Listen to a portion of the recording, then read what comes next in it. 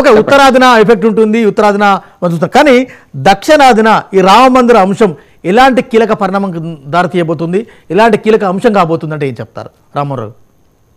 మీ ప్రశ్నకు జవాబు చెప్పింది ఇది తెగని పంచాయతీ. ఎందుకంటే సంతుష్టీకరణ రాజకీయాలకు తెరబడింది. ఈ మొత్తంలో నాకు తోచింది ఏంటంటే ఇప్పటిదాకా కాంగ్రెస్ పార్టీ కానీ కమ్యూనిస్టులు కానీ గతంలో ఈ ముస్లిం పార్టీలను ముస్లిం వాళ్ళతో పొత్తు గుర్తుకొని, ఉదాహరణకు కాంగ్రెస్ కమ్యూనిస్టులు మనకు అక్కడ ముస్లింలతో పొత్తు పెట్టుకుంటారు కేరళలో, ఇంకో చోట చూసుకుంటే కనుక ఇప్పటిదాకా ముస్లిం పార్టీలతో పొత్తు పెట్టుకోవడం తప్పు కాదనే భావనను కాంగ్రెస్ కమ్యూనిస్టులు ఇప్పటిదాకా పెంపొందించారు. ఇప్పుడు ఏమైందంటే కాంగ్రెస్ కమ్యూనిస్ట్ కాదు ఇతర పార్టీలు ప్రాంతీయ పార్టీలు కూడా ఇవాళ హిందువుల ఓట్ల కోసం వెంటబడే పరిస్థితి వచ్చింది. అంటే సంతుష్టీకరణ రాజకీయాల నుంచి హిందూ మతం ఓట్లను ఎట్లా తీల్చుకోవాలి, ఎట్లా పొందాలి అనే పరిస్థితి వచ్చింది. ఇది ఆహ్వానించదగ్గదే నేను అంటున్నాను. ఎందుకంటే ఇప్పటిదాకా నెగ్లెక్ట్ చేయబడ్డది మతం ఒకటి. రెండోది మీరు దక్షిణ భారతదేశం ఉత్తర భారతదేశం అన్నారు, విభజించదలుచుకోలే కానీ ఉత్తర భారతదేశంలో ఉన్న పరిస్థితులు వేరు, దక్షిణ భారతదేశంలో పరిస్థితులు వేరు. ఎమర్జెన్సీ తర్వాత మీరు చూడండి ఉమ్మడి ఆంధ్రప్రదేశ్లో 42 సీట్లలో పార్లమెంట్లో ఒక్క నీలం సంజీవ్ గారు గెలిచారు, మిగతా 40 సీట్లు కాంగ్రెస్ గెలిచింది, 41 సీట్లు కాంగ్రెస్ గెలిచింది, మనకు ఇటు గెలిచింది. అంటే ఉత్తర దక్షిణ భారతదేశాల మధ్య అంటే ఉత్తరాదిన బీజేపీ తేడా ఉంటుంది. రామన్ సార్ అంటే ఉత్తరాదిన బీజేపీ దాని పర్ఫార్మెన్స్ అంచెలంచెలుగా ఎదగడం అంతవరకు ఓకే, కానీ దక్షిణాది రాష్ట్రాల్లో బీజేపీ పాగా వేసేందుకు ప్రయత్నిస్తుంది కదా, ఈ అంశం ఎలాంటి ఎఫెక్ట్ ఉండబోతుంది అనేది అంతే. ఇప్పుడు తెలంగాణ కావచ్చు, కర్ణాటక కావచ్చు, డెఫినెట్గా వాళ్ళకి హోప్స్ పెట్టుకున్నారు. అంటే మొత్తం మీద ఇప్పుడు బీజేపీ సాచురేటెడ్ పాయింట్ చేరుకుంది. హిమాలయాలు ఎక్కిన వాడికి పక్కన లోనే ఉంటుంది. ఎందుకంటే సాచురేటెడ్ పాయింట్ ఉత్తర భారతదేశం చూడండి 4-5 రాష్ట్రాల్లో 100% సీట్లు గెలుచుకుంది బీజేపీ, ఇక్కడ ఏం స్థానం లేదు. ఈ ఒకటే ఏంటంటే బీజేపీ కర్ణాటకలో గతంలో రాష్ట్ర ప్రభుత్వం మారినా బీజేపీ ప్రభుత్వం పడిపోయినా, మరి బీజేపీ ప్రభుత్వం వచ్చినా కాంగ్రెస్ ప్రభుత్వం పడిపోయినా మళ్ళీ ఓట్ల విషయానికి వచ్చే వరకల్లా మనకు పార్లమెంట్ ఎన్నికల్లో మంచి సీట్లు సాధించింది. దక్షిణ భారతదేశంలో ఒకటే ఒక ఆశ ఏంటంటే ఇప్పుడు ఉన్నది మనకు కర్ణాటక తెలంగాణ మాత్రమే బీజేపీకి. ఆంధ్రప్రదేశ్ లో అవకాశాలు లేవు, తమిళనాడులో అవకాశాలు లేవు, బీజేపీకి కేరళలో అవకాశాలు లేవు, పుదుచ్చేరిలో అంతకంటే లేవు. కనుక ఈ 2 రాష్ట్రాల మీద ఆధారపడ్డది. కానీ 400 సీట్లు పెట్టుకున్న ఏదైతే 303 సీట్లు వాళ్ళ బీజేపీ సొంతంగా వచ్చినాయి. ఇంతకంటే ఘనంగా కూడా గతంలో ఇందిరాగాంధీ గారు చనిపోయినప్పుడు 415 సీట్లు రాజీవ్ గాంధీ హయాంలో వచ్చినాయండి. మనం గమనించాలి, నెహ్రూ హయాంలో కానీ ఇందిరాగాంధీ హయాంలో కానీ ఎప్పుడు రాని సీట్లు ఒక్కసారి వచ్చినాయి. ఆ పాయింట్ కు ఆ సాచురేటెడ్ పాయింట్ కి ఎవరు చేరుకోవాలంటున్నారు. కానీ 400 సీట్లు పెట్టుకో టార్గెట్ కూడా వాళ్ళ ఇష్టం, బీజేపీ వాళ్ళ ఇష్టం పెట్టుకుంటారు. కానీ నేనేమంటున్నానంటే వాళ్ళ సాచురేటెడ్ పాయింట్ కు చేరుకున్న బీజేపీకి 10 సీట్లు తక్కువైతే ఏమో కానీ ఎక్కువ కావని నా అంచనా. అది పొలిటికల్ అంచనా కరెక్ట్ కావచ్చు, సోషల్ కెమిస్ట్రీ అంటే రాజకీయాలు ఎప్పుడు కూడా సోషల్ కెమిస్ట్రీ ఎట్లయినా ఊహించవచ్చు. నేనేమంటున్నా దక్షిణ భారతదేశంలో ఈ మత ప్రభావం తక్కువ, వర్గ పోరాటం ఎక్కువ. దక్షిణ భారతదేశంలో మతాన్ని రాజకీయాన్ని వేరుగా చూస్తారు. ఉత్తర భారతదేశంలో మతము రాజకీయం కలగలిపి ఉంటుంది, భావోద్వేగాలు కొంచెం వాళ్ళకు ముందుగా ఉంటాయి. కనుక ఉత్తర భారతదేశంలో బీజేపీకి ప్రభ తగ్గదు. దక్షిణ భారతదేశంలో ఈ 2 రాష్ట్రాల అవకాశం ఏది ఉందో అది ఎంతవరకు ఉంటుందని ప్రజలు తీర్పు చెప్పాలి. ఎందుకంటే అక్కడ కాంగ్రెస్ ఇక్కడ కాంగ్రెస్. రైట్, మురళి గారు ఏం చెప్తారు? మురళీధర్ గారు, రాబోయే ఎన్నికలలో బీజేపీకి కేవలం రామ మందిరం ఒక్కటే ఓటు బ్యాంక్ గా పనిచేయదండి. 2014 నుంచి 2024 వరకు జరిగిన అభివృద్ధిని చూపిస్తుంది బీజేపీ. ప్రపంచ దేశాలందరూ అట్టడిగిపోయి దిగజారిపోయిన టైంలో రష్యా ఉక్రెయిన్ వారు జరుగుతుంటే 1600 మంది భారతీయ విద్యార్థులను తీసుకురావడానికి ఒక్క ఫోన్ కాల్ తో యుద్ధాన్ని ఆపి అందరిని తెప్పించాడు. అది నరేంద్ర మోడీ. కానీ సేమ్ టైం మురళీధర్ గారు సేమ్ టైంలో ఒక్కొక్క నిమిషం అండి, ద్రవ్యోల్బణం, ఆకలి చావులు, నిత్యావసర సరుకుల ధరల మోత, రకరకాల ఇష్యూస్ డామినేట్ చేస్తున్నాయా? ఆకలి చావులు ఎక్కడైనా అండి? వెంకట్ గారు ఏంటండి ఇంత దారుణంగా మాట్లాడుతున్నారు? వస్తాను విజయ్ గారు, వస్తాను చెప్తాం, మీకు చెప్తాం. విమానయాన రంగం చూపించి ఓట్లు అడుగుతాం, ఇండియన్ ఆర్మీని చూపించి ఓట్లు అడుగుతాం. ఒకప్పుడు తలలు నరికిపోతే దేవరించుకుంటూ యునైటెడ్ నేషన్ ఆర్గనైజేషన్ మా తల మాకు ఇప్పించండి బతిమేలే స్టేజ్ నుంచి బోర్డర్ దాటి అవతల తలలు కొట్టి తీసుకొచ్చే స్టేజ్కి వచ్చాం. ఇంకా అలాగే వ్యాపారం ద్వారా చేస్తున్నాం, ద్రవ్యోల్బణాన్ని అరికట్టాం, భారత ఫారెక్స్ నిల్వలు కనీవి లేని ఎరుగని రీతిలో ఇప్పటి వరకు ఏ దేశానికి లేని విధంగా చేసాం. మీకు ఇంకో సంగతి తెలుసా అండి, భారతదేశంలో ప్రపంచంలో ఎవరి దగ్గర లేని బంగారు నిల్వలు ఇప్పుడు బంగారు నిల్వలు 800 టన్నులు, కేవలం రిజర్వ్ బ్యాంక్ దగ్గర 800 టన్నులు ఉన్నాయండి. నెలకు 3 టన్నుల చొప్పున కొనుగోలు చేస్తున్నారు. అప్పులు చేసిన వాడిని తీర్చేసి మళ్ళీ బంగారం కొనుగోలు చేశారు. అదే అంతకుముందు ఒక 15 ఏళ్ల క్రితం ఒక ఆయన తీసుకెళ్లి బంగారం తాకట్టు పెట్టి తెచ్చుకున్నాడే డబ్బులు, అటువంటిది అప్పులు తీర్చి ఇవాళ రోజున 800 విజయ్ గారు ప్లీజ్. విజయ్ గారు. ఇవన్నీ చెప్పుకుని మేము ఓట్లు అడుగుతామండి. ప్రజలు అన్ఎడ్యుకేటెడ్ కాదు, వేలుముద్రగాలు కాదు, 70 ఏళ్ళుగా వేలుముద్రలు చూపించి ఓట్లు వేస్తున్నారు కాదండి. ఇవాళ రోజున భారతీయులు అందరూ అక్షరాస్యులే, అందరూ చదువుకున్న వాళ్ళే, అందరూ తెలివిమంతులే. గత 10 ఏళ్లుగా జరుగుతున్న అభివృద్ధిని చూసి ఓటు వేస్తారు తప్ప ఒక రాముని చూసో ఒక కృష్ణుని చూసో మేము చూపించబోయే కాశీ విశ్వేశ్వరుని చూపించే ఓట్లు వేయరండి. అది గుర్తుపెట్టుకోండి. రైట్ విజయ్ గారు ప్లీజ్. ఇప్పుడు మీరు చెప్తా ఉన్నారు ఆకలి చావులు అనేసి. ఇప్పుడు ధరాభారం ఉంది, దేశవ్యాప్తంగా ధరల మోత ఉంది. మహిళల ఆత్మగౌరవ సమస్య అని చెప్పేసి 2014లో నరేంద్ర మోడీ గారు ప్రధానమంత్రి అయిన వెనువెంటనే అసలు సోషల్ టాయిలెట్స్ అనేది ఆకలి చావు కంటే ఆత్మగౌరవం ముఖ్యమని చెప్పి ఆయన ఎర్రకోట సాక్షిగా సోషల్ టాయిలెట్స్ కావాలి, ఇంటింటికి బాత్రూమ్స్ అవసరం అని చెప్పి స్వచ్ఛ భారత్ పేరుతోని ఊరూరా సీసీ రోడ్లు పెట్టేసి ఊరూరా ఎల్ఈడి లైట్లు పెట్టి కరెంటు లేనటువంటి గ్రామంగా ఉండొద్దని చెప్పేసి కరోనా మొదలైన నుంచి ఈ రోజు దాకా ఫ్రీ రేషన్ ఇచ్చినటువంటి ఘనత, మన ఫ్రీ వ్యాక్సిన్ ఇచ్చినటువంటి ఘనత. ఇవాళ ఆర్టికల్ 370 చూసుకుందాం. ఆ మాటకు వస్తే రైట్ ఆ మాటకు వస్తే మొన్న ముర్ము గారు రాష్ట్రపతి అయ్యేంత వరకు వాళ్ళ ఊళ్ళో కరెంట్ లేదండి. చాలా ఉన్నాయి. వెంకట్ గారు సబ్కా సాత్ సబ్కా వికాస్ సబ్కా విశ్వాసంతో నేనేం చెప్తున్నా విజయ్ గారు ముర్ము గారు రాష్ట్రపతి అయ్యేంత వరకు వాళ్ళ ఊళ్ళో కరెంట్ లేదండి. కరెంటు పోలే అది ఇప్పుడు సబ్కా సాత్ సబ్కా వికాస్ బాగానే ఉంది. కొన్ని లక్షల గ్రామాలండి, కొన్ని లక్షల గ్రామాలు ఇవాళ భారతదేశంలో.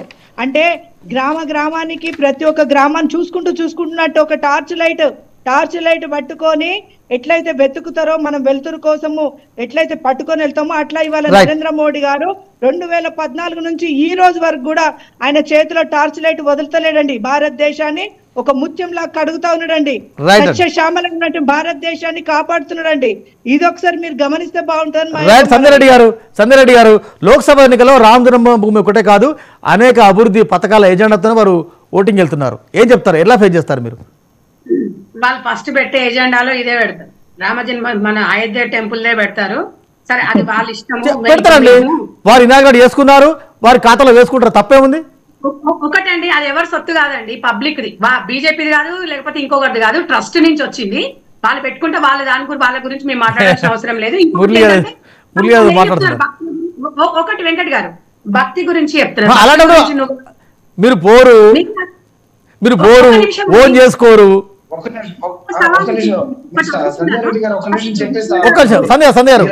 చెప్తాను. విజయ్ గారు ఒకటి అడుగుతున్నారు, చాలా బాగా చెప్తున్నారు కదా, మేము ఇది చేసాం మేము అది చేసాం అన్నారు కదా. సరే మరి మీరు మహిళా బిల్లు పాస్ చేసినాము, మేము అవకాశం కల్పించినాం అంటున్నారు కదా. సరే మొన్నటి ఎలక్షన్ లో లేదు, మరి పార్లమెంట్ ఎలక్షన్ లో 33% రిజర్వేషన్ ఏమైనా అవకాశం కల్పిస్తారా చెప్పండి మరి ప్రజలకి. మరి అది కూడా మీకు ఒక నిమిషం ఆగండి. నేను అనేది ఏంటంటే మళ్ళీ 2024 నుంచి 2028 వరకు ఎందుకు పోయిండ్రు? మళ్ళీ అది కూడా ఉంటే బాగుండేది కదా. తెలంగాణ ప్రజలని కాదు, ఇలా యావత్ ప్రపంచం కూడా, ఇలా భారతదేశం వాళ్ళందరూ కూడా 33% అడిగాము. మీరు మంచి నిర్ణయం తీసుకుంటారు. చాలా పబ్లిక్ సబ్జెక్ట్ నాకు అర్థమైంది. విజయ్ గారు మీద అర్థమైంది. సంజయ్ గారు మీరు నాకు అర్థమైంది అని చెప్తే ఆగురిగా ఎంత క్లాస్ ఇస్తావు? టీచర్ కాదు. విజయ్ గారు మాట్లాడు. సంజయ్ గారు ప్రశ్న అడిగారు, దాని సమాధానం చెప్తా. క్లాస్ ఇస్తే ఎట్లా? ఆమె టీచర్ కాదు, నాకు ఆమె టీచర్ కాదు. ఒక్క నిమిషం సంజయ్ రెడ్డి గారు ఒక్క second please hold a second. Let her complete. ఒక్క నిమిషం ఆగండి కొంచెము. ఇలా కాంగ్రెస్ పార్టీకి ఒక ప్రశ్న వేశారు, బీజేపీ మీరు మాట్లాడారు, మాట్లాడారు మేడం. బాగా ఎక్కువ ఉన్నట్టుంది. మా వర్షం కూడా వాళ్ళు చెప్పుకుంటే మేము ఎందుకు ఇంకా కంప్లీట్ చేయండి, టైం అవుతుంది, కంప్లీట్ చేయండి. రావడం కాదు, మీ వాళ్ళ వర్షం మీరు అడిగారు, విజయ్ గారు చెప్పండి అన్నారు, మీరు చెప్పండి అన్నారు, మేము మధ్యలో రాలేదు, మేము వెయిట్ చేస్తున్నాం. చెప్పండి. నేను అనేది ఏంటి సార్ అంటే, రాజకీయాల కోసమో లేకపోతే ఎవరి మతాలను రెచ్చగొట్టడమో ఇంకొకపోతే దేశాల మధ్యలో చిచ్చు పెట్టడమో అవసరం లేదు. ఎవరి భక్తి వారికి ఉంటది. భక్తి ఉంటే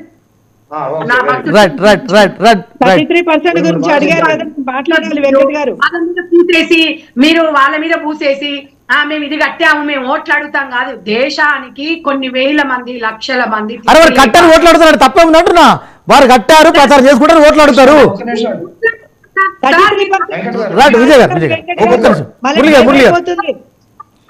వెంకట్ గారు టైం అయిపోతుంది కదా. ఆగండి. 33% గురించి మాట్లాడిన నేను చెప్పాలి ఇక్కడ. ఒక నిమిషం విజయ్ గారు ఇస్తా ప్లీజ్, విజయ్ గారు ఇస్తా. సంధ్య గారు మీరు ఒక్క సెకండ్ మీరు ఆగా. రైట్, మురళీధర్ గారు ఒక్క సెకండ్, మురళీధర్ మాట్లాడు ఒక్క సెకండ్.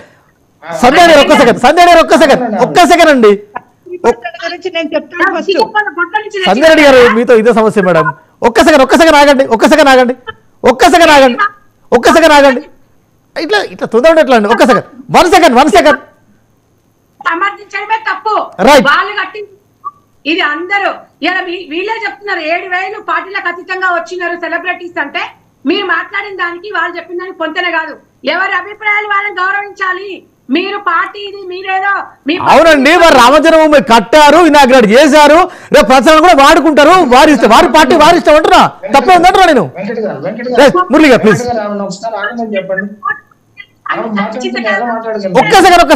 ఒక్క second madam please. Right, Murali గారు ఏనండి జాగ్రత్తగా ఏనండి. 1528 నుంచి 2014 వరకు అయోధ్య విషయంలో జరిగిన 80 యుద్ధాల్లో 4,50,000 మంది హిందువులు చనిపోయారు. గత 76 సంవత్సరాల్లో చనిపోయిన వాళ్ళు అందరూ కాషాయ ధ్వజాలు పెట్టుకున్న భాజపా గాని, RSS గాని, విశ్వ హిందూ పరిషత్ గాని, బజరంగ దళ కార్యకర్తలు. ఖచ్చితంగా రామ మందిరాన్ని మా అకౌంట్ లో వేసుకుంటాము, మా ఖాతాలో వేసుకుంటాం. మా గుండెల్లో పెట్టుకున్న రాముడిని వాడు గుడి కట్టుకున్నాం కాబట్టి ఈ అకౌంట్, ఈ క్రెడిటబిలిటీ ఏదైతే ఉందో మా ఖాతాలో వేసుకుంటాం. ధైర్యంగా చెప్తున్నాం, తిరుగులేదు. ఎవరికి ఛాన్స్ కూడా ఇవ్వము. రైట్, ఒక్క సెకండ్. రైట్, విజయ్ గారు ప్లీజ్ వైండ్ అప్.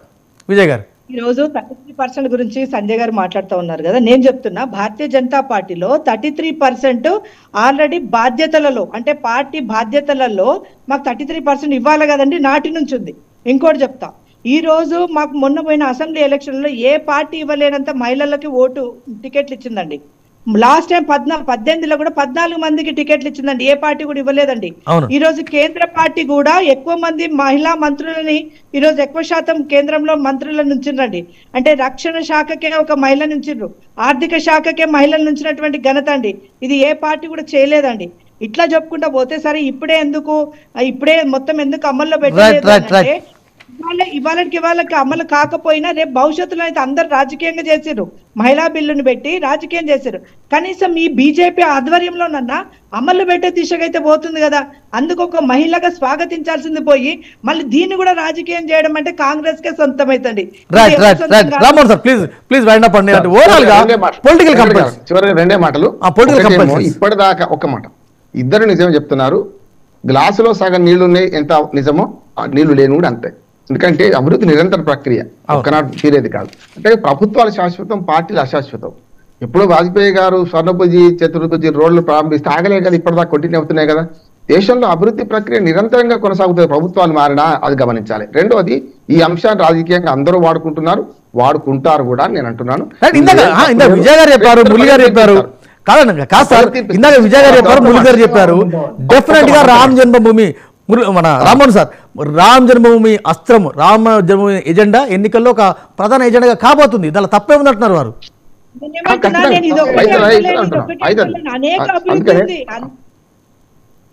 ఒక్క మాట సార్, ఇప్పుడు వెంకట గారు అయితది రామజన్మభూమి వాడుకుంటారు. రెండోది కూడా చెప్తున్నాను, రాజకీయ పార్టీలు సన్యాసుల మఠాలు కావు కదా అంటున్నా. ప్రజల భావోద్రేకాలుగా మార్చకండి అని అంటున్నాను. అంతవరకే. అంటే మతాన్ని ఎంతవరకు వాడుకోని అంతవరకు. అంటే